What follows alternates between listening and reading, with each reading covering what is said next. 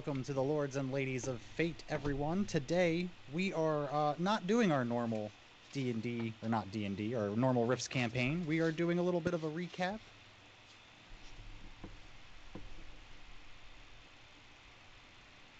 Oh, sorry, I was not muted the stream. I could hear it. It was driving me nuts. Okay, so basically, we did an 8-episode recap the last time we did one of these, so we decided we were going to do another 8 episodes and try to chock full of other little goodies for you too. So let's go ahead and go around and introduce ourselves. You know me as Dwyer. I'm Pwndonkeys on Twitch, and to my left we have here Nat Jester. He is our dungeon daddy, resident destroyer of dreams and hopes and furry squirrels. And above both of us, we have GoodDevilInc. You'll know him. He's in the chat a lot. You might know him as Ray Sunos. Oh, and that's not me. I've never seen the two of them in the same place at the same time, so I don't know. Lies. Pure conjecture. I make sure that they have conversations with each other. Totally legitimate. Yeah. Hello, Atlas. How's it going? Also, Good Devil is also going to be joining us starting next Wednesday for the D&D stream, but we'll talk more about that a little bit later. So let's go ahead and I guess get started. Why wait? Let's get started. Oh, hey, Voodoo Ranger. Well, Atlas asked who was drinking, so I answered. All right. So, so we left the last recap off at episode 8, which was the Dr. Isgill guest appearance. Episode 9 actually started the 3-episode stream of the exotic animal race. It was not originally intended to be 3 episodes long. However, and of course when I got tasked with recapping, and I'm like, yes, I got the 3-episode part. This is going to be so easy. But there's a lot that happened in those 3 episodes. So first, just a quick thing to recap is that the Red Hot Poker, he likes to, be the big man and kind of poke fun at his friends a bit. No pun intended, or intended. But he signed the group up for this exotic animal racing, expecting none of them to be able to actually follow through with the race. And it was more for comedic value for himself than anything, but also gave the PCs opportunity to actually, win some money because they were, in town and broke. So, a little tidbit about the Red Hot Poker is that he actually was a player character from a previous campaign that I ran. I like to incorporate those kinds of things into the game, or into the games that I do, just as little nuggets. In case the person never actually pays attention and sees these things, or that person, ends up popping in every once in a while. So, let's see. We allowed, since we were doing that, the Red Hot Poker offered to get everybody's bets. And we decided to allow not just the players to place bets, but all the lords and ladies of fate as well. Very lucrative betting. Yeah. Merry Christmas, Erm. Ah, Merry Christmas. Merry Christmas. Merry Crisis. Yes, Merry Crisis. Especially when it comes to this stream. Oh dear, yeah. So the first thing I wanted to point out was, we were kind of just mentioning it to ourselves, was that I kind of expected in this recap to kind of get to the point where we stopped with most of the major technical difficulties, but that didn't happen. We did not finish our technical difficulties, at least within the first 12 episodes. So,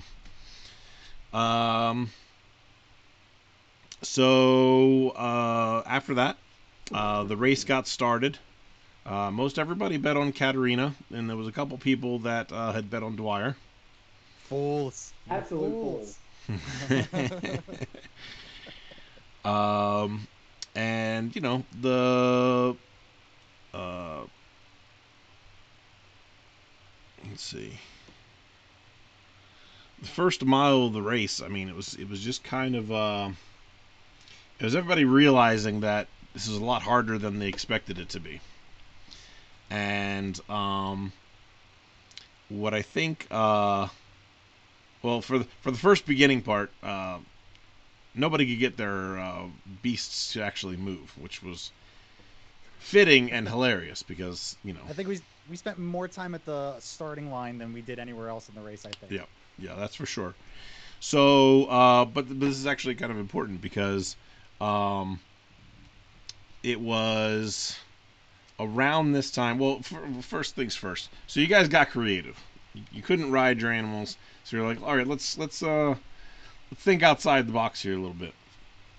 So you, Hype and Dwyer, created a rope Oh, trip. the flaming rope of justice. Yeah, yes. Well, first it was just a rope, which he Mm-hmm. intended to continue to knock people down. And then you're like, I've got this genius idea. Let's light it on fire. And he was not as impressed with it as you were, but um, it worked. I mean, you guys were able to trip up a lot of people in the beginning, which was good because if they got the head start that they probably should have, you guys might not have actually won that. But that brings us to the next like big realization, I think, for the stream as a whole, not just for the players, you know, who are trying to do what they're supposed to do and continue on, but I think it became a huge realization for the audience, for the lords and ladies, because it was at this point I think everybody realized that without the lords and ladies interfering, you guys were going nowhere. I mean, they definitely helped us out a lot before, but the race is where it really shines. This is where the skills started coming to play, and they realized that they can actually get some things accomplished by helping you do that. And that's important in a story like this, because when you play an RPG, you know, you want it to be a little challenging, but also the story is about the heroes of that world, not just an average player. So you do want them to succeed more than they fail, and sometimes the dice doesn't want the same thing. So No, especially if those dice are from Roll 20. So I thought that was a very interesting. It was a pivotal point in the change in the way that the whole everything runs. I think really, because after that, people became a lot less shy about jumping in and intervening, both good and bad. It started off good. So let's see. We did the rope thing. Um, we actually changed the nature of the skill boost as well at that point as well, because at first it was supposed to be just for your next one, and it was supposed to be like a preemptive use, not a retro use. But we decided, you know what, we want the people to get their money's worth out of it, or their fate chips worth out of it. So we made it so that it could be retroactive, and it doesn't have to, and you guys could save it from episode to episode. So that opened a lot of doors. Yeah, thanks, lords and ladies of fate. You've affected the entire way the game was played now, Mm-hmm. but for the good. So a little bit more into the episode. After you guys started to get a little bit more comfortable and you started to make a little bit of progress, some of the highlights were that Dwyer tried different spells using fear. Um, I think he tried domination at this point unsuccessfully, but Mm-hmm. Some um, varying success between different attempts here, but yeah. yep. This is the point in which, at the end of the episode, was the point in which Billy basically just said, "You know what? Screw this. I'm taking one for the team," and he took out one of the top riders, and then got disqualified for attacking the rider's beast. So Classic Billy. yeah, Classic. he's a team player, that Billy. Yeah, unless the squirrel's on your team. But we'll get to that later. At this point, he's a team player. Um, And then, of course, this was the first point in which the first calling of All Hail Chombo had started.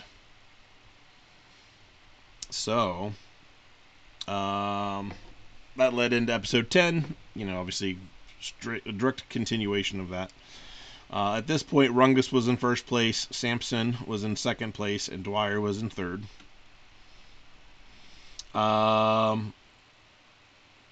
This is the point in which chat discovers skill drops. One of Erm's favorite uses of fate chips. Yeah, he definitely likes the negative side. Yeah. But I think the first one was Good Devil, if I do remember. There's a good chance. It was possible. If you made me feel nefarious that day, it's your fault. Yeah. I believe it was something on Dwyer specifically, but it could be. We give them the power, and they take it. So. I do know that when Billy was targeting Chombo later, that Good Devil definitely jumped in to defend Chombo's honor. You don't and skill go dropped after him. Chombo like that. Yeah. Chombo for president. This is also the episode in which the command that now exists on Bruce Gaskin's Saturday night streams at 9:30, the Mute Bruce command came about. Oh, we did start that in the stream, didn't we? I completely forgot about that. Yep. And it has become a staple of his streams on Saturdays. Yeah, it's kind of actually I think that's the worst part, because then it just goes silent and it just feels weird, and then I feel like I gotta watch the game, and I'm usually doing other stuff while I'm doing it. Well, it helps if you just go make some pasta. Yeah, apparently that's what everybody's doing in that stream. So as the race continued, I think Good Devil did the Trident glitch on Rungus. That was a good one. Yeah, it began to overheat and almost blew, but just in the nick of time, he was able to repair it. Didn't someone buy like a repair kit and drop it into the game? One of the lords and ladies. Yeah. Also me. But the funny part about it is nobody noticed. The crowd thought that he was just egging on the cheering for him. So the crowd was going wild the entire time. He's about ready to blow half of them up. Oh, what spectacle! Then chat encouraged Dwyer to steal another mount when your mount went over the jump and broke the saddle. And it was an upgrade. Yeah. So you ended up Tarek ended up falling right next to you, and you picked up I believe it was Mr. Cuddles the bug. Oh yes, it was Mr. Cuddles. And began to ride him for the rest of the race. Let's see. Billy started going into the stands and using mirrors to try to blind some of the riders. Let's see. We introduced at this point also the rewarding of the lords and ladies for any technical errors that we occurred during our stream, to make light of the fact that we had no idea what we were doing. Yeah, and you all are welcome for that, because that's got to have paid off dividends at this point. So, yeah. So, also, this was the episode where we introduced the sing command and the suggestive command. And I've had to do a couple of those combined together. Yeah. And they were glorious. Everyone pretended like I didn't run it by people beforehand, but I did. Well, I'll do anything for content. All right. The question came up actually about this in dealing with Chombo and talking about chicken, of whether or not rural farms actually existed in Arizona. I didn't catch exactly why that came up, but nobody actually gave us an answer, so I did look it up. There is no rural farms in Arizona. It only exists in Maryland, Pennsylvania, Virginia, New Jersey, and Delaware. So, one mystery solved. Can't tell Sorry, you. if you live in Arizona, I'm so sorry. You cannot have the deliciousness that is Rofo chicken. We try to be fun and educational here on the Lords and Ladies of Fate. You broke our guest.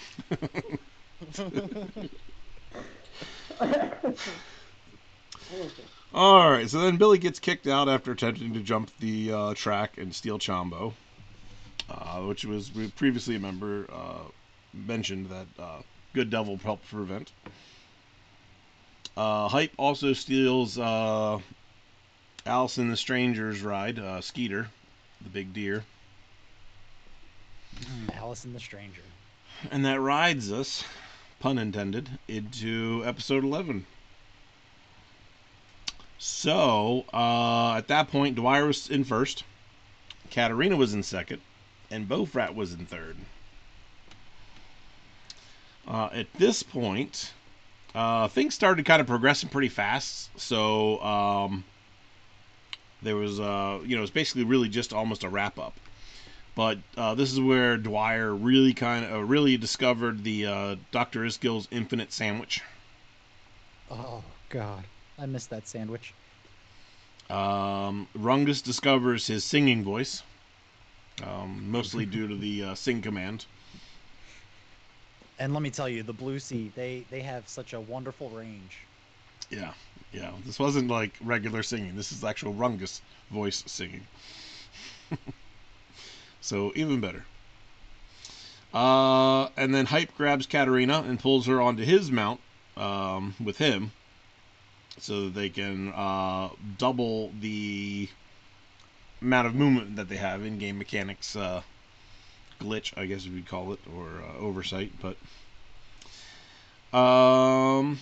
and then as Dwyer starts making the final turn towards the finish line, there's some ruffians that threaten him, which he blows off and doesn't take very seriously.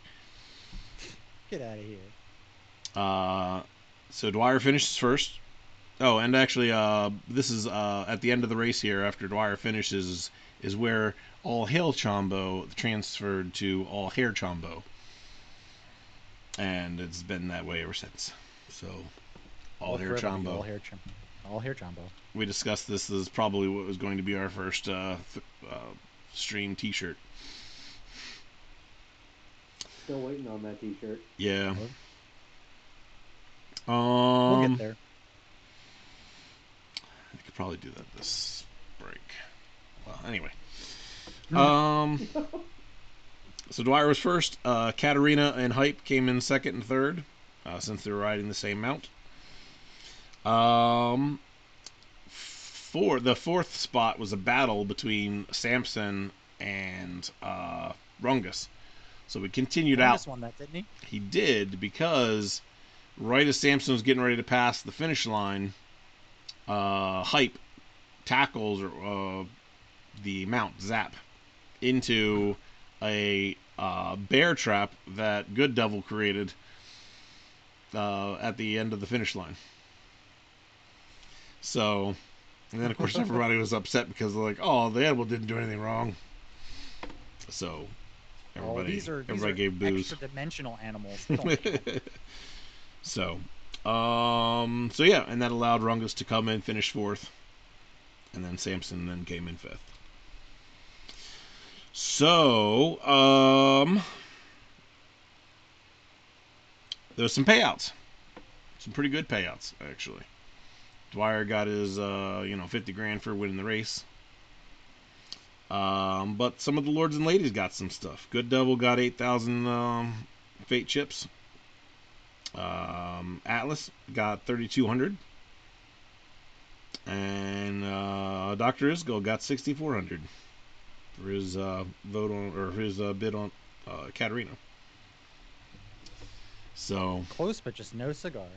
A lot of fate chips won that day. So then that kind of brings us into episode 12. So the race is won. everybody is standing around celebrating. Lots of commotion, lots of autograph taking and or signing, picture taking, all that kind of stuff going on. And somehow nobody noticed, but Katarina got snagged away from everybody. You guys immediately went to try to track what happened to her. You could tell there was a little bit of a scuffle and she was dragged off. Billy used some pretty impressive tracking skills to at least track to where vehicles was waiting.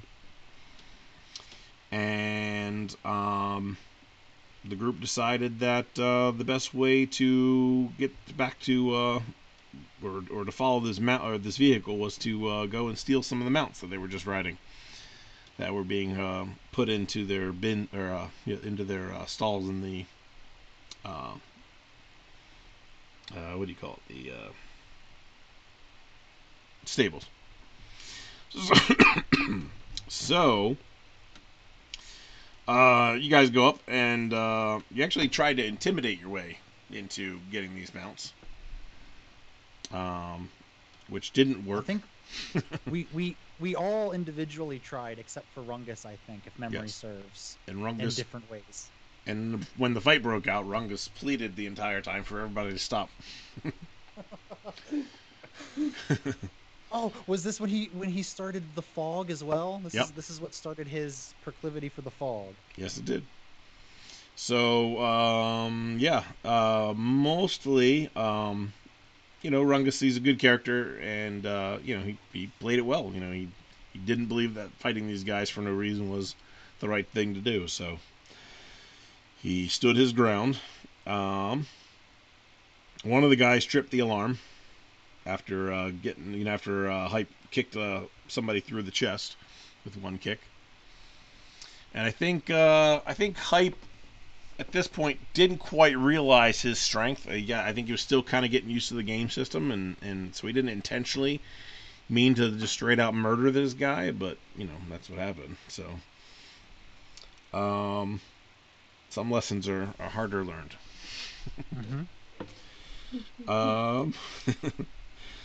Billy, who was one of the guys that went to intimidate his way in, I think ended up getting beat down by like 3 guys at once. So he almost got beat down to death.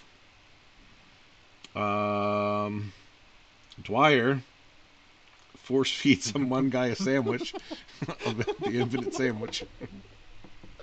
I remember that. Oh. And then shortly after, the town guard was triggered and starts to come to the defense of the stables. Once most of the guys are pretty well beat down and you guys realize that you're about to get arrested, Hype ends up stealing Chombo and taking off. Billy ends up stealing Zap, and the Red Hot Poker swings by with the cover of the mist that Rungus had created, and picked Dwyer up to help get you guys out of there. My hero. Rungus hurries up and jumps on Zap with Billy, and then everybody starts heading towards town except for the Red Hot Poker. And I view this as a failure, I think, on my part to really describe the fact that if you're wanted by the city, the last thing you should probably do is head directly towards the city with the armed guard chasing you. So I honestly think even with that knowledge, Hype would have gone and just went anyway. Maybe. But yeah, so the Red Hot Poker took you and headed towards the woods, which was a great distraction, so they weren't paying attention to what you guys were doing, they were paying attention to those guys. And then the last note of the camp of that episode was that Billy started to feel oddly strange out of nowhere. Oh, the little rumbly in his tumbly. So that was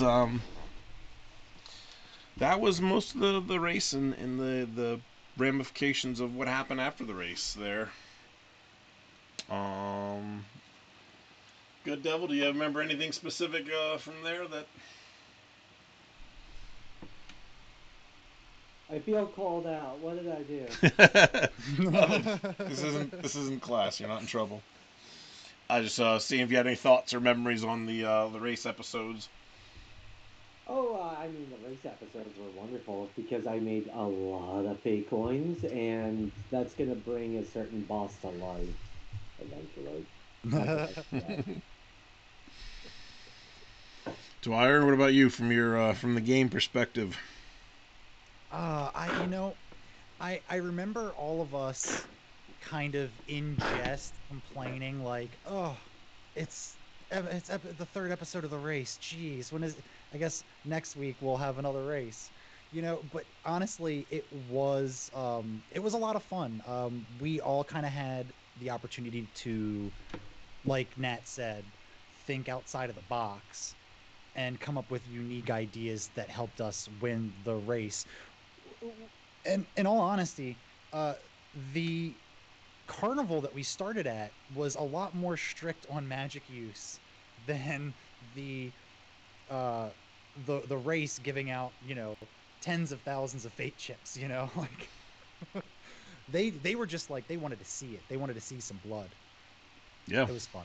yeah, they're all about I think I entertainment. spent as I think I spent as many fate chips getting you to win as I ended up winning overall. You very well may have come Yeah. close. Well, now it's actually that became a part of the discussion was, when we were doing payouts, and like, well, should we give out this many fate chips? And I'm like, well, I think Ryan actually says, yeah, I think they probably use as many as they put into getting everybody to win. So. Yeah, Atlas says we broke even. Mhm. As I recall, Dungeon Daddy didn't want to pay out to the lords and ladies of fate, No, so no, I was you behind it. know. It was Armand that was questioning. Oh, was it Armand? I Mhm. Well, apologize, Dungeon Daddy. of course the accountant would question the amount of fate chips we're pumping into the economy. I was just a little concerned, but you know what? It all worked out. It all worked out beautifully. It seems like a system that rewards itself. It really does. It really does. So, while I have a couple minutes here, Ryan, of course, got me a Christmas gift that I'm going to go ahead and open up right here Oh. while we're at it. Oh, and while you're opening that, I'm just going to go ahead and say I have that video saved onto my computer, ready to play. Oh, okay. So we could probably do a screen share. Yeah, yeah. Oh, did you get you some paints? Oh, that's It some is. It's a paint. paint set. Hmm. Actually, to be honest,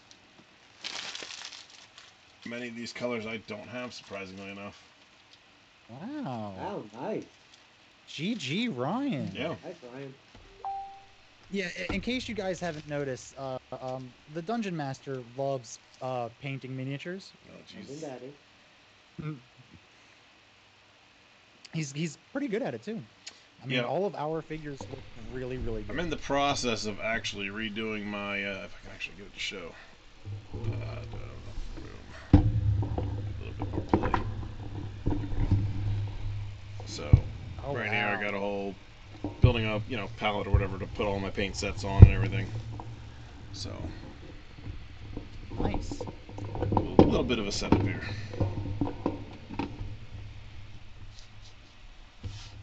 And then, of course, everything on this side of the whole room is scenery and miniatures. So,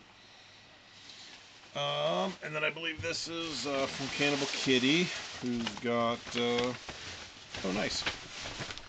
Got me my pop shield. Ooh, your plosives will disappear. So, yeah.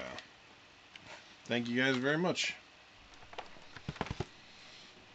Now we just get this guy a shock mount and he is set.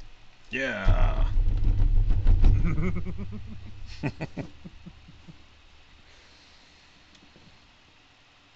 All right. Oh, Cannibal Kitty is actually in the chat saying, "Hey, that's me." Yep. All right. All right. Well, let's keep moving on because we have a lot more on the docket besides the recap. So we're at the halfway mark for the recap. Just to give you a little taste of what we have in store later. Rungus could not be here with us, but he wanted to send you all a very special holiday message, and you have to stay tuned in order to receive it. Trust me, you want to receive it. All right. So Nat left off on episode 12 with the stable fight. Episode 13 picks up right after the aftermath of that fight, where the group is kind of splitting off into two separate directions. Hype, Billy, and Rungus are all headed towards the city, while you have Red Hot Poker and Dwyer moving towards the trees, the forest. Once the rest of the gang gets close enough to the town, Merktown, for the guard to see, they just start coming right after them. So, Rungus does what Rungus does. He gets his fog out. Billy helped out with a smoke grenade. And they made their way as fast as possible towards the tree line. The same tree line that good old Red Hot Poker hurried off with Dwyer. So, once the gang finally gets together, they realize that they have an issue. They need to get back into town, and they can't. I think they entertained the idea of Dwyer going in and creating some havoc to let them sneak in, because Dwyer's a ley line walker and he can just teleport in through the ley line. But they decided not to go that route because Rungus had insight that the fairy folk that we helped way back when with Dr. Iskill was close by, and they're very good at magical disguises. So we went to, oh man, Alpha. Was it Alpha or Alpo? Alpho. Wasn't the dog Alpha? I was to say it wasn't the dog food. Nope. Not this time. So Alpho pretty much bartered with them. He wanted items from the group in order to transform them magically so that they could sneak into town. So I'll interject here for 1 second. So, and the reason he did this is because when he originally asked you guys for help, you guys introduced him to the idea that somebody had to get something in order to get something in return. So are you saying that we ruined an entire culture? Yes. That is awesome. Well, how proud of you? How proud of that you are. Well, it's just nice to know that I've made an impact. That the group did anyway. So, we all end up telling them this is where we actually birthed our alter egos, our different names here. So, I came up with Pipe Remington. Billy Wildstar changed his name to Mitch Buchanan.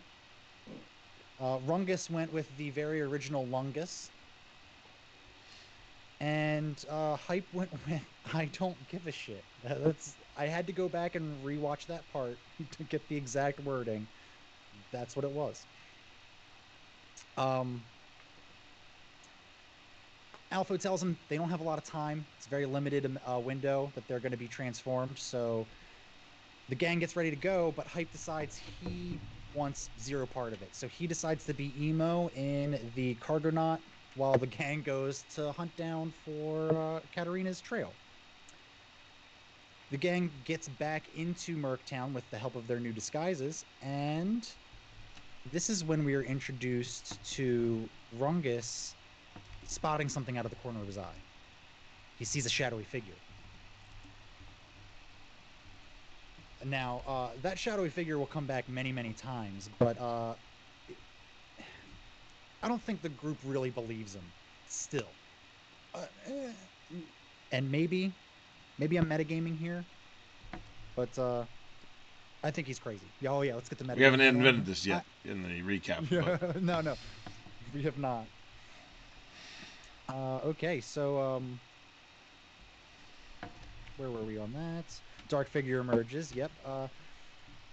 We cut back to Hype in the Cargonaut, and he decides that he is going to make his own disguise and dresses up like Dwyer out of some jealousy or something, I don't know. The he sneaks back into the town and he starts trying to conduct his own investigation. He wants to see if he can figure out who kidnapped Katerina. The gang decides that they're going to go to a bar in some seedy part of Merktown to see if they can find any kind of gang activity. And they find that there are a couple different gangs. The Red Menace, I want to say. I kept hearing me refer to it as the Reds every single time. It's Red Terror, they have an technically. actual name. Red Go Terror, Balls. there we go. Red Terror. And then there's a green gang as well. And this is when it gets kind of interesting because Hype is out there on his own figuring things out, and we are trying to do the same, but we're coming up with completely different information. So the bartender is pointing us towards the greens, where Hype is actually finding out the real kidnappers in town are the Red Terror. I say Dwyer decides that this is going to be another perfect time to open his mouth and start a fight. Goes right up to the bartender and says, "Where are them green pieces of shit?" In a bar that I'm assuming a lot of those gang members frequent, because that started a fight that begins episode 14. And how did that work out for you, Dwyer? Worked out actually really well because a member of my party named Rungus is incapable of just getting into a fight for the sake of it. So he immediately starts crying, we gotta get out of here. We can't do this, Dwyer. So He's the moral compass. I'll give you one guess as to what Rungus does to get everybody out of this. Fog. He eats a fish. He would have eaten a fish if there was any, but Matt is right. He sets off some fog. Under the cover of that fog, it allows Billy... He's like a octopus or squid. He inks when he gets scared. Exactly, yeah. Oh. So, where were we? Yep. So, under the cover of the fog, the gang escapes, but not before Billy decides to chuck a grenade down the pants of the ogre who is the bouncer out front. So if anyone likes ogre jelly, I'm sure there's still some caked on the side of that bar somewhere. Among other bits. Yeah. So if you remember, the two groups that are the Hype and then the rest of the group don't know that what the other group is doing. So the main group decides that they're going to go back to the cargo knot. Well, they want to go back because they want to reunite with Hype, but Hype's not there. En route, Rungus finds another vision of the shadowy figure. And this is when he starts belly aching about it, yelling at us. "Oh, I see something over there." Billy checks it out, doesn't see a trail. We don't believe him, but I reluctantly, under the request of Billy, send Jeffrey to go search for the shadowy figure. Interesting. Hype ends up heading towards the magic quarter and ends up talking to someone to see if they can't magically track the rest of the group, because he doesn't want to go wandering all around Merktown for it. Once he finds out that it costs 10,000 credits to do such, he decides, I'm not going to do that, and leaves. When he goes to leave, there are two doorknobs. One doorknob falls off into his hand, and the other one operates the door in front of him. He thinks to himself, sweet, free doorknob, and leaves. Luckily for him, the group had decided to go in the direction that the shadowy figure went, which led them towards the magic quarter, and the gang all kinds of meets up outside of the Mages Guild, which is perfect because two members of our party wanted to join. So Rungus and Dwyer set off to join the Mages Guild. Rungus applies and is accepted. Dwyer applies, and that's it. That's all we're going to talk about. Nothing else happened.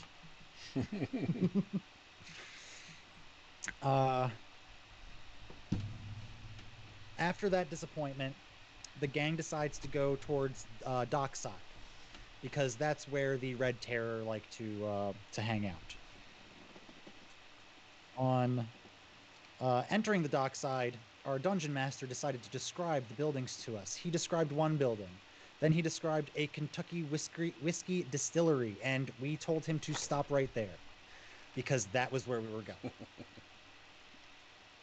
We go there, and I have a fortune, so I decide to try to talk the rest of the group into a liquor distribution business. Let's buy all of their liquor and go and sell it. No one else likes the idea, so they just decide to go to the tasting room and get it instead. So as they try to leave,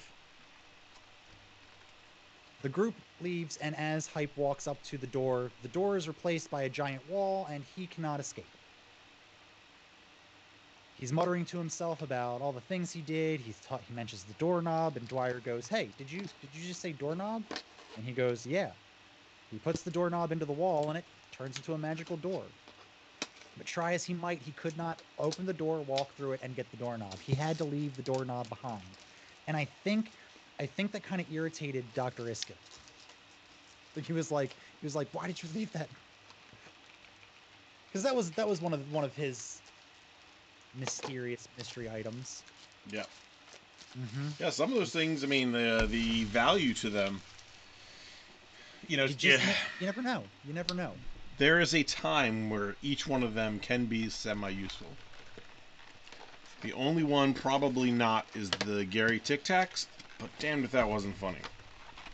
Yeah, and I'm still trying to figure out a good use for the knife with the corkscrew that whittles spoons. One day I'll figure it out. One day you're going to be hungry, and you're going to need something to eat with. Soup, it's on the menu. So that takes us out of episode 14 and into 15, where the gang decides that they need to start going towards the shipyards because that's where the ship came. Oh. That's a different stream. As they start headed towards the docks, they notice that there are a lot of security cameras along this wall of the power plant. So they get the bright idea to infiltrate the power plant to see if they can't get to that footage, because maybe that footage has Katarina on it. This started a 80s movie montage of the gang trying on different clothing. We all ended up with high-vis gear, so that way we could pretend that we were laborers and we needed to get into the power plant for some reasons. And Dwyer decides that, he's going to keep picking on Rungus for whatever reason, and tells him that the disguise will only work if he wraps these bandages around his face. Rungus spends most of the rest of this episode with mummy wrap on his face. It's great. And he did it willingly. He's like, "Oh, okay, Dwyer, if you think this will work." And I think that's why Dwyer does it, because it's just so easy. To interrupt really quickly, this paint set comes with a miniature, too. Ooh. Drizzt Do'Urden. It's pretty rad. You have to show me that when you're finished painting it. Yeah. So they finally get into the power plants, and Billy was able to look through the footage, and he found a group of people carrying what looked like a person, which everyone assumed is Katarina, and they headed towards the ships. So that is where the group went, and they found out that around the same time that that group of people would have been there, a few ships were leaving Pier 1, and we discussed that was the import pier for various reasons. We then decided to interrogate the dockmaster. This was one of the more memorable times that Dwyer used Dominate. I think actually this is the first time he got to successfully use it. Yes. Because you got it from the fairies, didn't you? Mm-hmm, that was the spell that he selected from the fairies. Yeah, and it didn't work during the race. So yeah, this is the first time you got it done successfully. So time was running out, and they really weren't getting a lot of actionable intel from the Dockmaster. The only information that they could get was that the group of people they were tracking got onto a boat and left around noon, which is right around the same time that they estimated that group would have been there. They decide to make their way towards doing their task. They had picked up before the race a mission to escort some people to Tolkien, and they discovered that there were ports, hidden ports between here and Tolkien that smugglers or kidnappers would use to get people out of the city. So they were gonna try to head in that direction, which also happened to lead them to Tolkien. So two birds, one stone, head towards Tolkien, hopefully find Katarina. How did that work out for us? I don't know. What episode are we on? Like 28?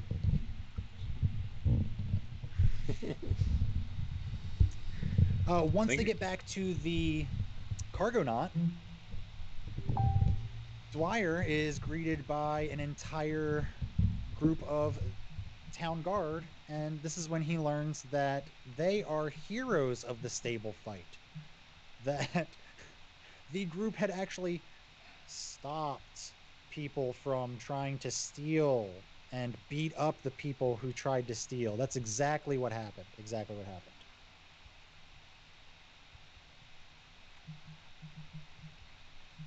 And that is where 15 ended off, and 16 starts.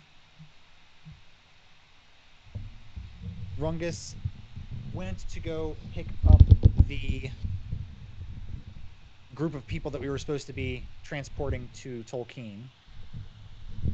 And then they decide that they're gonna do a convoy. So they're gonna take their vehicle. Rungus is gonna ride with them, and everyone else is gonna pile into the Cargonaut with good old Chombo.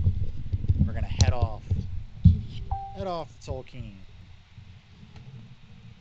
Hey, Wistex says he has that Space Cat shirt and that mug. Wistex, how's it going? Pull up a seat. How you doing, Wisty? What's happening? Milk Tex also commented on the shirt. Oh, nice. I didn't even see Milk Text here. I've been reading, so not chat, which is a crime. I should be. But here we are. This trip had a lot of interesting things happen. We had the radio fiasco. I think that was one of the few times where the entire group, Dungeon Master included, broke. You gotta push the button, and I'll always remember that you always have to push the button if you want to talk. Are you holding the button down? Oh, Rasunos, that curmudgeon. I mean, please don't hurt me, Sunos. uh, you'll have to forgive me. I was hitting towards close to the wire when I was doing this last episode, so I'm not as in depth with this one as I should have been. But the group did stop a few times along the side of the road. I believe we saw what looked like a pile of crap on the side of the road that we went to investigate. It was a burlap bag. Burlap sack, yeah. We ended up picking up someone stranded on the side of the road, and I cannot for the life of me remember his name. I kept scrolling around back and forth in that episode, and I could not find exactly I think where. It was Howard. Howard, there we go. It was absolutely Howard. Oh yeah, I got it written down right here. Howard. Oh, we started discovering some very mysterious things happening in the back of the other group's vehicle. They were being very secretive about it, though. Once we made camp for the night, Dwyer made it his mission to try to figure out what was going on back there. So, being a sneaky sneak, he went around and saw what looked like a kid. Once the group confronted the travelers. They finally decided that they were going to come clean with everything, and the group was introduced to Dr. Young. The doctor that they were transporting to Tolkien, a temporal scientist, if memory serves. He did some sort of temporal work, obviously, because something that he did caused him to be in some state of temporal flux. And he would constantly transform from being a little kid to being an old man to being, a little pissy teenager. I mean, it was just all over the place.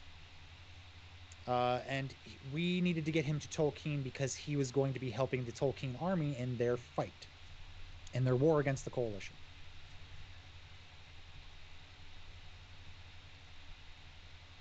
Now, there was a lot of chatter going on, but as the night went and started to die down a little bit, everybody kind of went off and to do their own thing.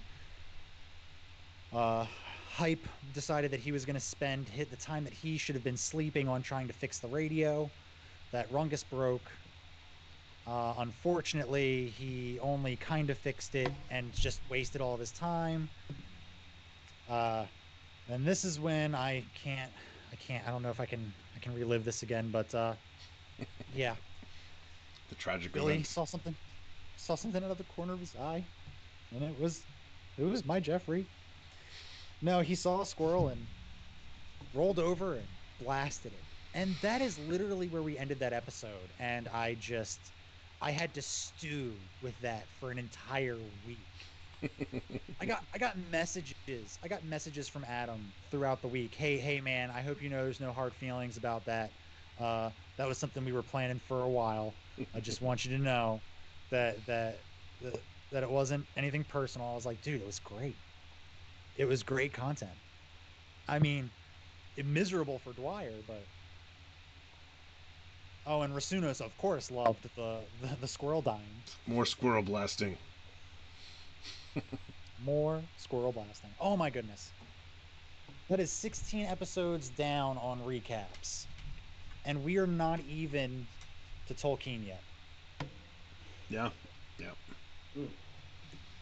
No, we are now. Well, the recap isn't, but we are. In the recap, yeah, but we are. Good Devil, was there any pivotal moments from before we left Merktown that stand out to you?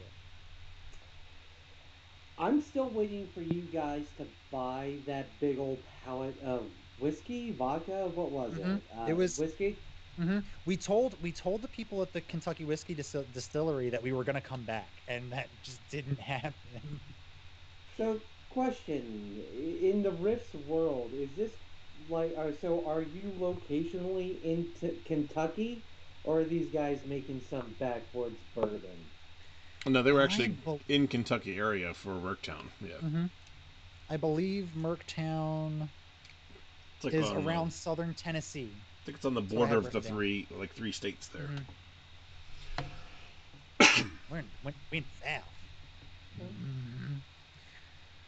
Well, I guess now we can get to some business before we get to the fun stuff, because we got one really fun thing that I'm really excited to let you guys see. So I just want to get through all the other stuff that we have to show you.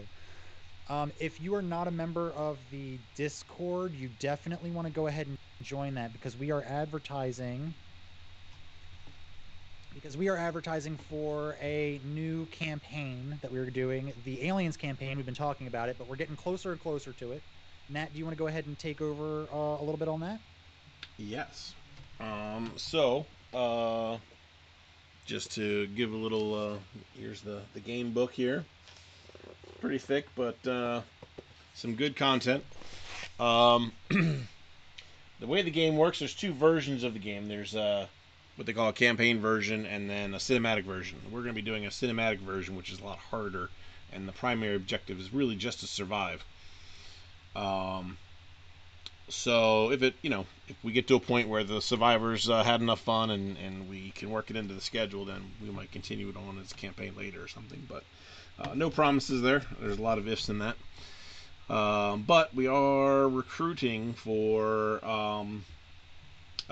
some people to play in that game. Me and Armand just worked together, roll his character up. Took hardly any time at all. Yeah, it looked like 30 minutes or so. Yeah, it was really easy. So we still need a captain of the transport ship. We need a pilot. We need a ship medic. We need a roughneck or two, which are kind of like your, your workers basically, cargo haulers and stuff. Optional officer, if somebody wants to be an officer, that would be like if you're familiar with Aliens, Ripley, and most of the crew from the first one were officers of a company. There's an option for a kid if you want to be a stowaway or a runaway or a crew family member or experimental subject. I mean, there's a lot of possibilities you can do with that. Or a colonial marshal, where you're one of the local law enforcements. Another optional one is company agent, if you want to represent, the Wayland Yutani company and have your interest in securing the aliens as a weapon. Then that's always a possibility as well. And then of course looking for 5 colonial marines. So soon as we kind of get those characters built, then I have all the scenery stuff here. So really, at that point, it's just getting everything set up and then arranging the time for it. So anybody who's interested, hit me up. And also, if you want to try it, you didn't want to commit to the being on camera, doing the live stream thing. We are trying to do a short little like one-off test campaign offline, just to kind of get the mechanics of the game down. There is an advertisement for that in the Discord as well. It'd be a really good option if you don't know if you'd like it. You can't commit right away. It helps us out because we'll get a chance to test it out and see how everything plays, so we're not figuring it out on the fly live. And you get a chance to kind of see if you like it, and if you do like it, you can carry over if we still have spots open. Yeah, and nothing else, you at least get us to test it, so that way we know by the time we go on stream with it that we know what we're doing by that point. Mm-hmm. Seems like a pretty simple game system. It's couple skills, couple attributes or whatever, uh, and then you have a bunch of 6-sided dice that you roll, and you have a stress level that causes you forces you into certain actions if you panic, basically. So that's it's pretty simple. That's about it. But the atmosphere is going to be cool. I got a lot of cool miniatures. I got a lot of cool scenery stuff for it. Still kind of building exactly how it's going to go together, but it should be a lot of fun. And visually speaking, it should be pretty cool. I'm pretty excited for it. Me too. We decided to bump Stream Fighter for this because we were still waiting to get all the artwork and everything that goes into the other one together. And this one looked like we could get it accomplished faster. So Yeah, we haven't forgotten about the Stream Fighter. It's still coming. Yep. And so, if you're on the Discord, you can also apply for that one as well. So the quicker we get those characters fleshed out, the more we can get that accomplished faster as well.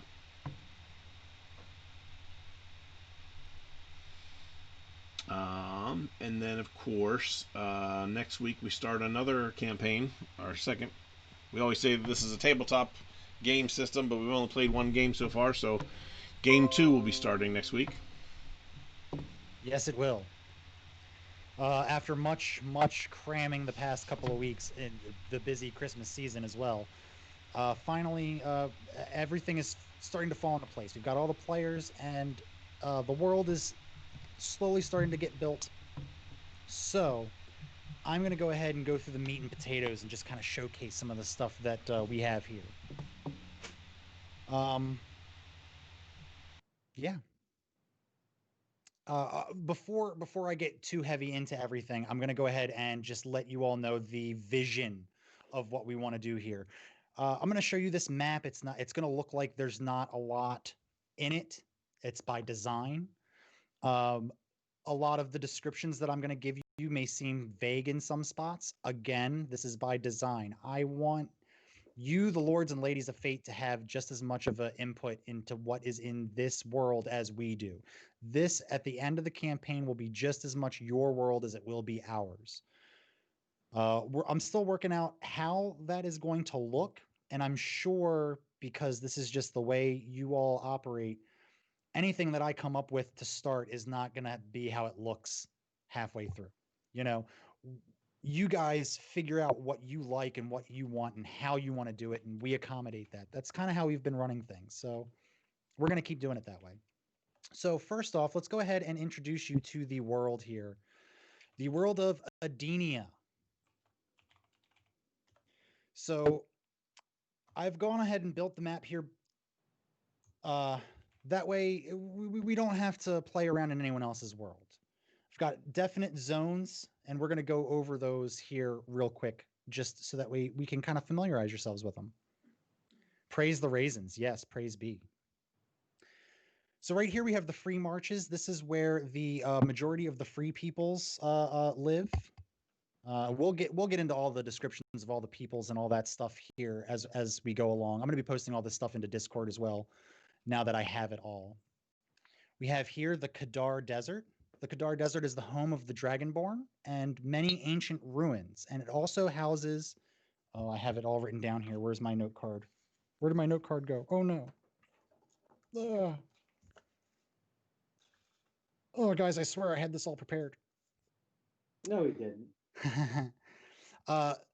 This has the Carnir Oasis with the World Tree. The World Tree is not named. My plan is to have you all name this tree at some point in time during the campaign. And then the great dragonborn city of Gelmeshkamak.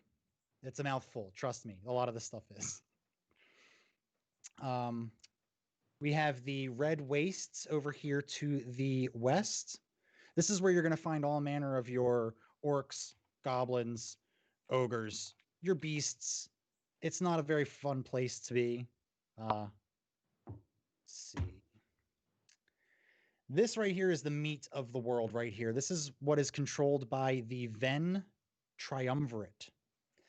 This is a group of dwarves, humans, and elves. I'm just going to leave it at that for right now, and I'll describe it more as the week goes on before the stream starts. Up in the northern part, you see the frozen ruins of the First. This is hallowed ground by most standards, and most people are actually afraid to even go there. And I don't really have it queued up, but I'll kind of move it here into the center frame. We have the world capital. This is where the triumvirate rule from. And then right here, this little volcano, this is Mount Venderil. And there is a story into the history of the world that deals with that. I'm going to post all that stuff in the Discord this week, so that way we can start building up some hype here. Now, for the players. So right here we have, oh, that's not right. Hold on a second here. Let's start here. Wait a minute. So this is Gur. This is our bugbear barbarian. He will be played by our very own Nat Jester. And he was discarded by his clan and was left to find his own way. And along that way, he met Halihera. And this was my wife's naming this one. That's a mouthful right there. She will be called Holly. And she is our half-elf druid.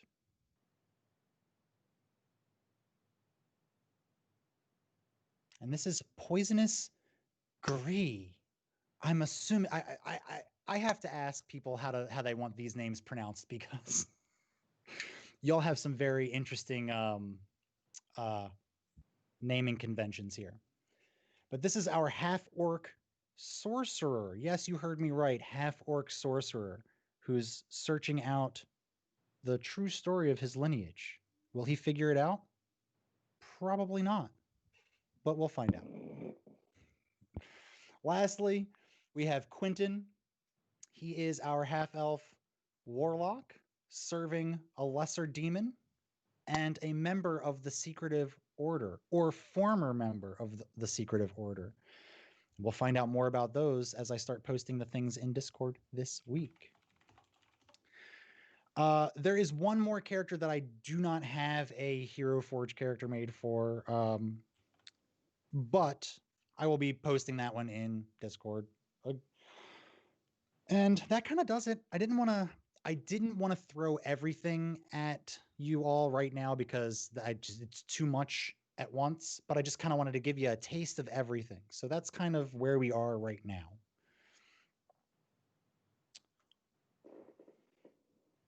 And yeah. Oh, let's get me back. Hey, I'm back. How's it going, guys? Oh, there we go. We can look at something else besides my ugly mug. What channel are we streaming this Pwndonkeys? We are streaming it right here on this channel, where you are right now. You don't have to like or follow anything else. You just lick the bell so you get the notifications when we go live, and you'll find it. Yeah. Yep. So some good stuff coming up. Very exciting. Like to get lots of participation from people.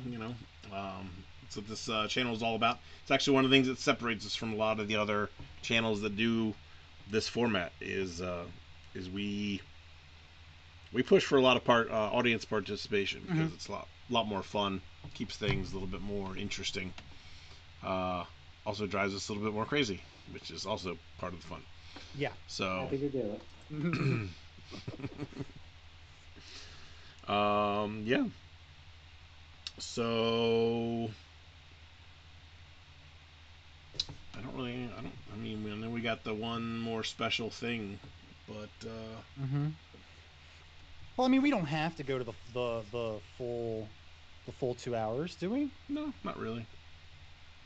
We'll be doing more soon enough. Oh yeah, definitely.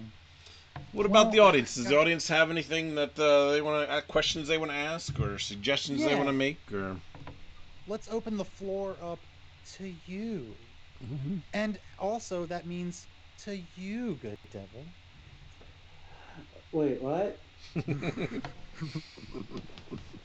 As a member of our normal audience, is there questions or things that popped up for you along the stream, or things that you like that we've done, or think that we should do differently or better? Yeah, suggestions. This is a suggestion. Think of this as a suggestion box. Go ahead and Atlas says she's good, so I'll take that as a stamp of approval. Damn it. Lord, do we have anything? Lord says no. I will say that we do have some fun stuff coming up while he's thinking about this. Some guest appearances and some couple more throwbacks to some other things that we've already started. Obviously, I can't give away too much because not only do I not want the players to know, but it would be less impactful if I spilled all the beans now. But the next 6 months should have some pretty interesting things in store. Yeah, I'd say hopefully we're close to the next big set piece because honestly, though, in the Rifts campaign, those are always, I think, the most fun. The carnival was so much fun. I've just been chomping at the bit to get the next one. Yeah, we've done little ones here and there, but there's a big one that's coming up very soon. Well, soonish, I should say. Well, we like to drag our feet in our group, so. I mean, it's not like you haven't spent 2 full episodes fighting one battle in the what is it, the scrapyards? Yeah. Skellbot Graveyard. Yeah. Hey, I tried to talk to the tectonic entity, and it was incapacitated. Yeah. So I don't know. Maybe it would have worked. Who knows? Who's to say? New Year's Eve. Oh, Atlas wants to know if we're doing anything on New Year's. As far as I'm concerned, I don't really do much on that holiday anyway, so I'm fine to to do whatever. Same here. I'm not off from work, but I'm off from work New Year's Day.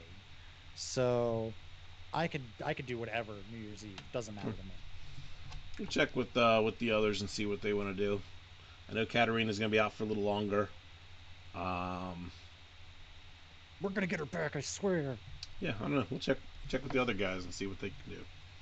I doubt Chris is going anywhere, so he'll probably be able to, unless they're gonna clang pots and pans at midnight with the. Why that would still wouldn't affect us anyway. New No. Year's is such a Well, such a party holiday. well, you mentioned Chris. So I think it's time to drop our little present for the stream. Mm. So Rungus decided he wanted to share something with you all, and I'm here to help facilitate that. So bear with me if it doesn't work as we start. We're just trying to throw this together, so you know how we do. So I guess I'm gonna hit screen share here and see if that works. Hmm. Are you guys seeing my screen? I see it. It's not on the stream. Yeah.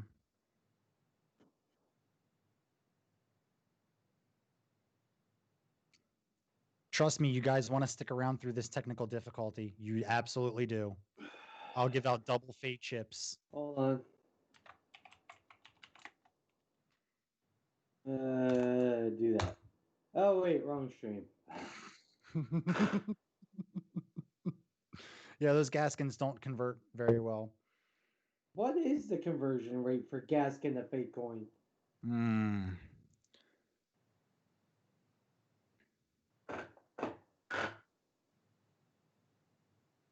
Haha, try again. We are. Oh, there we go. Okay, here we Yep, go, see it. everybody. A Christmas message from our very own Rungus.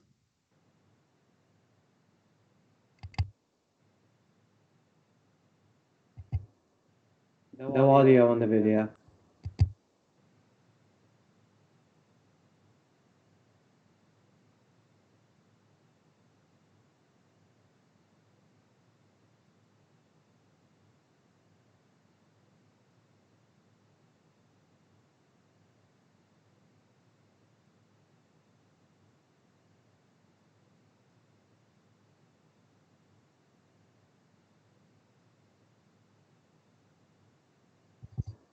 Got nothing.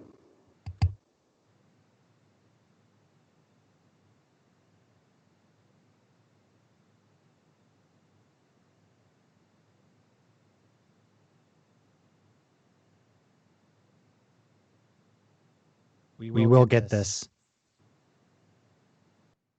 You you want this, trust me.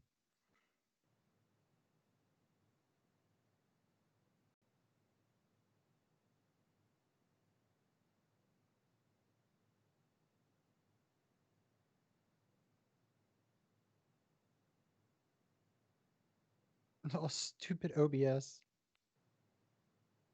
All right.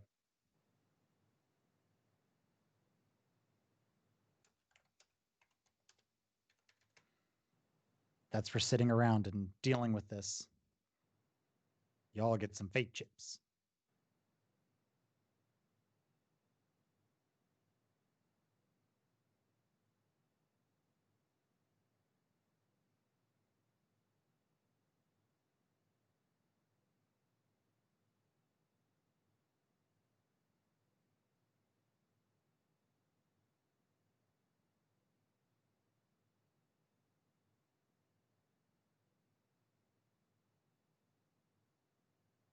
It is showing on my screen, yes.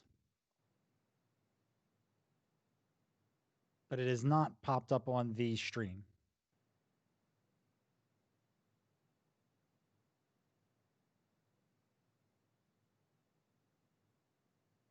Oh, thanks, Good Devil, for that XP. I'm gonna write that down and put that on my character sheet. I swear to God.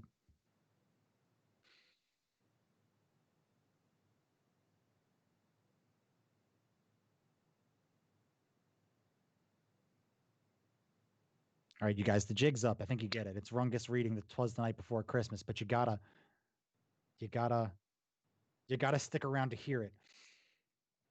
Oh, and an XP drop from Rasunos. Two sides, same coin.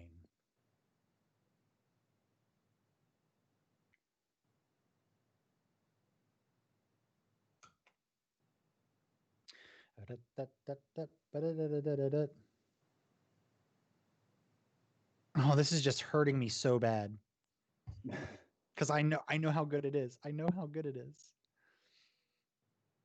And you shared it with no one else.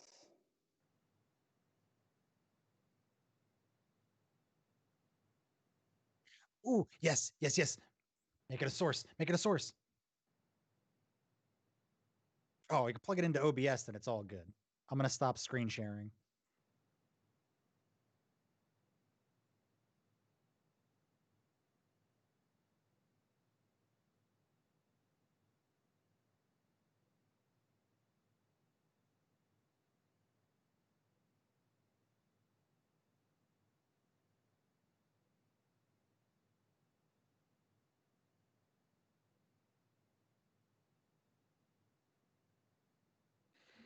Oh, we're so close, guys. I can feel it.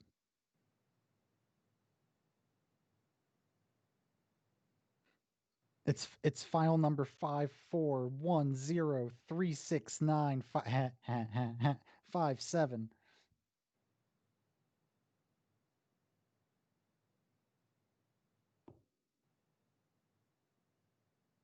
Rasunos is so mean. Why you gotta be so rude?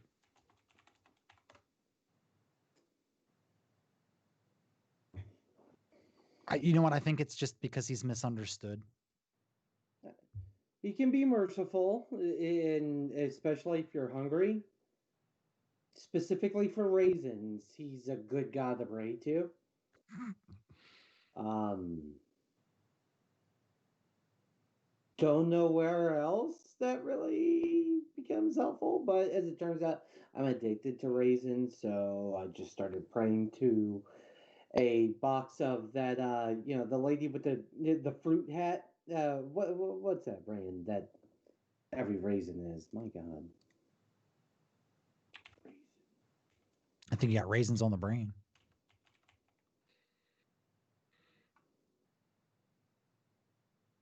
Oh yeah, the Sunmaid lady. God.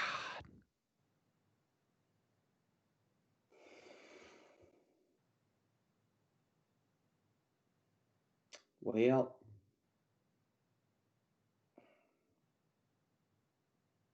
Ain't that bad a biatch?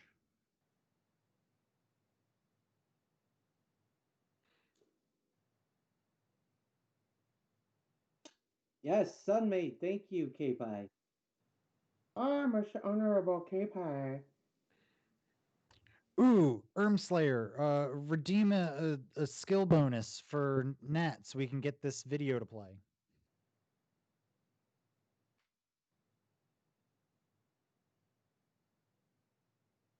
It's the only way it'll work. Oh, and we've got some Bruce Gaskin fans here that would just love this video.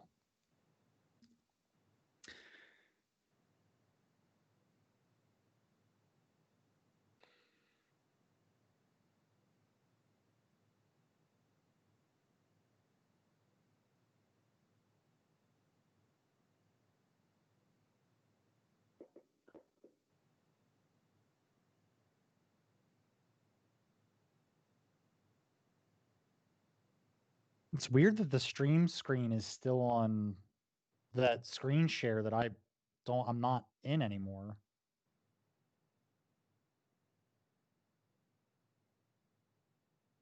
The source. See it over yet, but Ah. for whatever reason,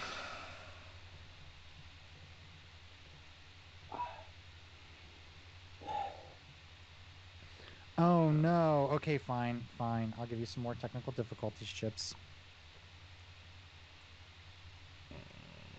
You guys are making out like bandits today.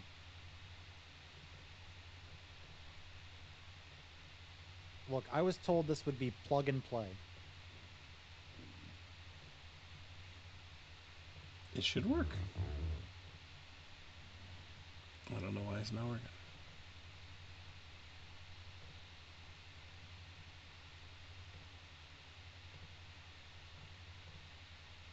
How are you putting it into OBS? A straight media source. That's weird. And it's just not even is it showing up in the scene? Hey, Fernneef.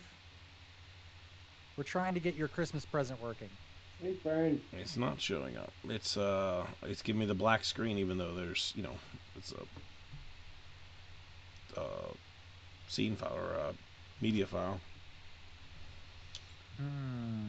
It's the same issue I have trying to get the intro thing going. Let's see, what else can I try here? See, when I do the preview, it's pulling it up, but it's not showing it.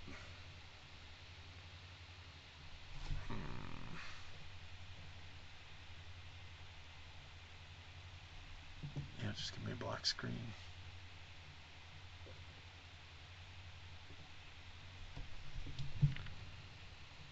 It's not.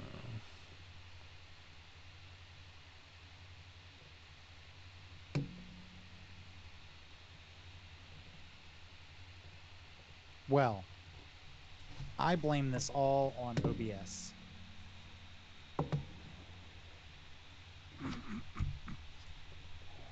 Someone's so little. All right, well, if we can't not get it to work, then the only other thing I can think of is to post it in the Discord and force you all to go watch it in the Discord. And if you don't watch it, Santa knows. There's a clunky way we can do this, I think. Let's go clunky. So if Let's I go let back, Atlas. if I go back to your version, but I play the sound on mine at the same time, that might work.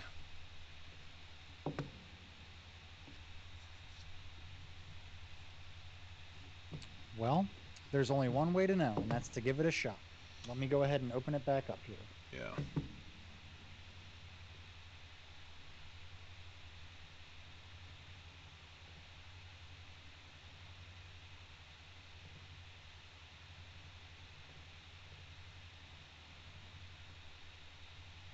All right, you screen sharing it? I am now. Okay, guys, we're going to give this one more shot. It's going to be clunky, and I'm still going to post it in the Discord. So if you want to watch it again, you will. No, why is it not showing up now? All right, let's see.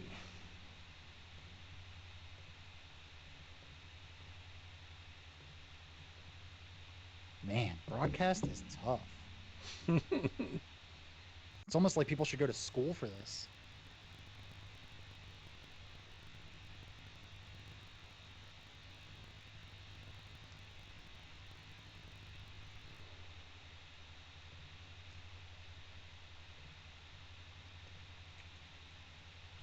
Here we go. I'm gonna get it.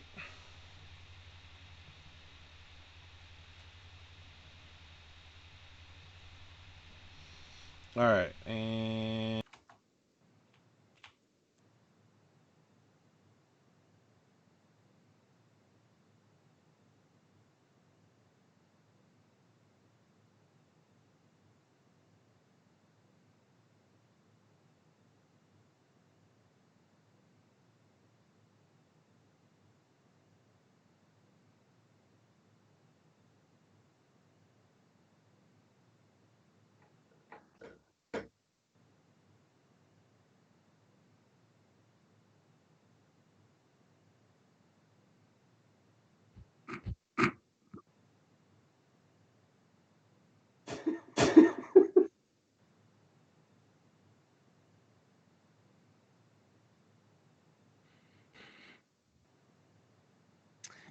Atlas is saying it's not working.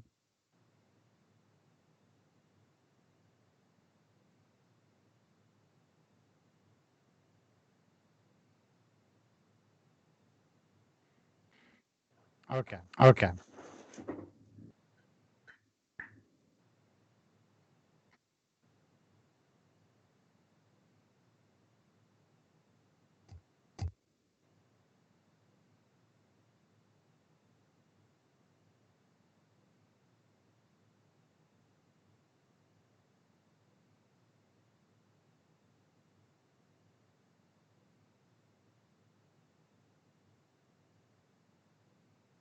More rapid than eagles his coursers they came, and whistled and shouted and called them by name. Now Dasher, now Dancer, now Prancer and Vixen, uncommon, uncupid, undonder and blitzen, to the top of the porch, to the top of the wall, now dash away, dash away, dash away all.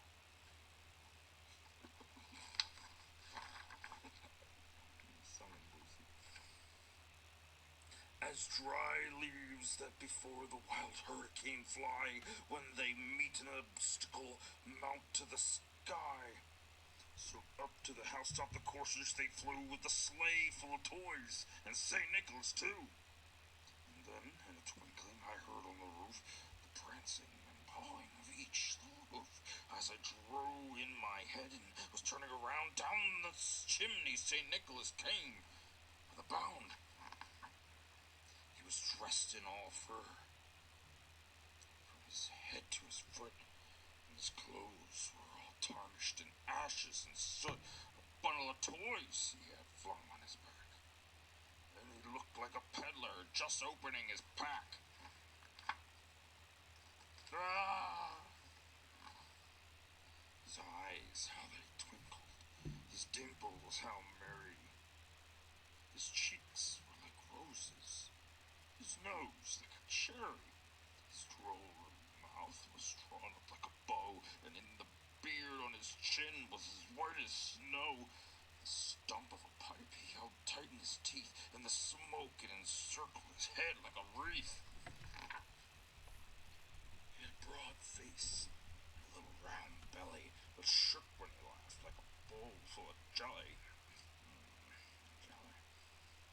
He was chubby and plump, a right jolly old elf. And I laughed when I saw him, in spite of myself. A wink in his eye and a twist of his head soon gave me to know I had nothing to dread. He spoke not a word, but went straight to his work and filled all the stockings and turned with a jerk. Laying his finger aside his nose, giving a nod, up the chimney he rose. He sprang to his sleigh, to his team, and gave a whistle, and away they all flew, like the down of a thistle. But I heard him exclaim, as he drove out of sight, "Merry Christmas to all! Home to all who could know." Your favorite holiday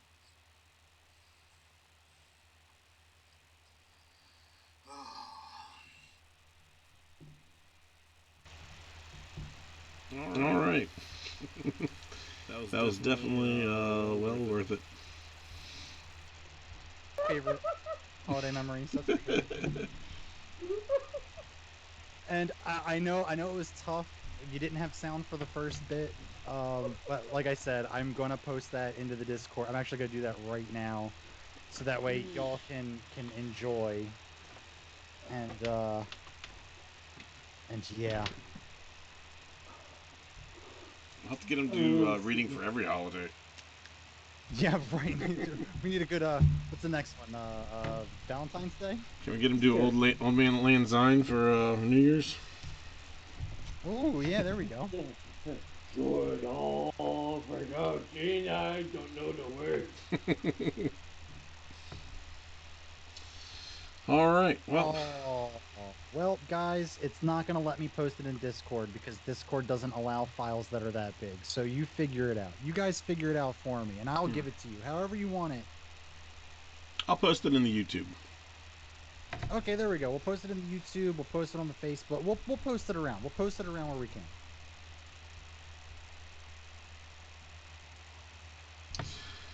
Well, I guess we're coming to the end here. Anybody have any last thoughts on what we've been accomplishing or what we want to do?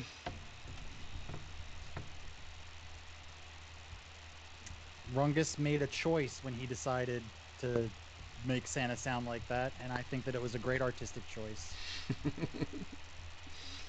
I imagine that pleased the great Lord very much. Rasunos is somewhere chuckling to himself. I'm very pleased. He's pleased. Well, thanks. Doesn't mean Rungus is sick, but he's pleased. Thanks everybody for spending some of your holiday with us, and whether it's Merry Christmas, Merry Crisis, Merry whatever it is you want to celebrate, hopefully you have a good one, and we'll see you guys next week. Yeah, or hell, maybe you don't follow anything, and today is just Thursday, and tomorrow's Friday. If that's the case, enjoy having off from work, I guess, if you have off from work. And I'm sorry if you do have to work. All right, see you guys later. Bye. Adios.